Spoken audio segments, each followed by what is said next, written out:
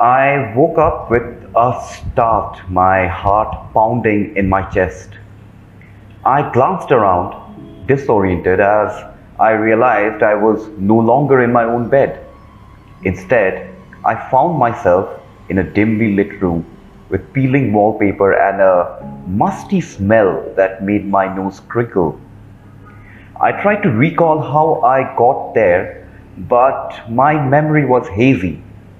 The last thing I remembered was going to my bed in my cozy apartment, and now I was here in this eerie place. I tried to get up, but my legs felt weak and wobbly, as if they didn't belong to me. Panic started to rise within me as I realized I was trapped. As I stumbled through the room, I noticed strange symbols etched into the walls and flickering candles casting eerie shadows. The air felt heavy, and I could hear faint whispers echoing through the corridors, but I couldn't make out the words. A sense of fear enveloped me, and I couldn't shake off the feeling that I was being watched. I tried to find a way out, but the doors seemed to be locked, and the windows were covered with thick curtains that blocked out any light. I could hear distant footsteps, but every time I turned to investigate, I found nothing. It was as if the house was playing tricks on me, leading me further into its dark labyrinth. As I continued to explore, I stumbled upon a hidden staircase that seemed to lead down into darkness. I felt a pull as if something was drawing me towards it. Against my better judgment, I descended into the depths, my footsteps echoing loudly in a narrow passage. The air grew colder and the atmosphere grew even more oppressive. The walls were damp and covered in moss, and the flickering candlelight cast eerie shadows on the wall, distorting their shapes into grotesque forms. I heard strange noises like scratching and whispering that sent shivers down my spine.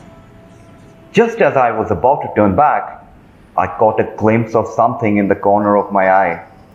I turned my head sharply but saw nothing. My heart raced and my breath came in short gasps. I tried to shake off the feeling of being watched, but it only grew stronger. I finally reached the end of the staircase and found myself in a small, dimly lit chamber. In the center of the room was an old, rotting coffin covered in cobwebs. My curiosity got the best of me and I approached it, my heart hammering in my chest. As I peered into the coffin, I froze in horror. Staring back at me was my own reflection, but with a twisted, malevolent grin that sent chills down my spine. I stumbled back, my mind reeling in confusion and terror.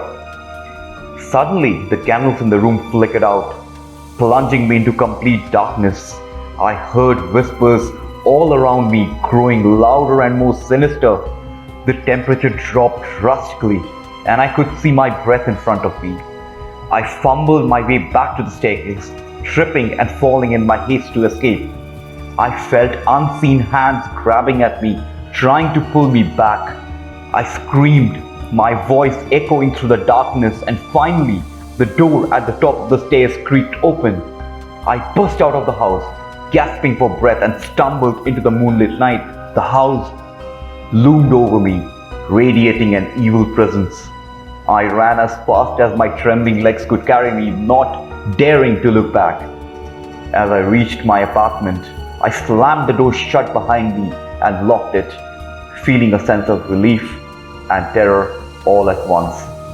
Till this day, I couldn't explain what actually had happened to me and how did I reach there.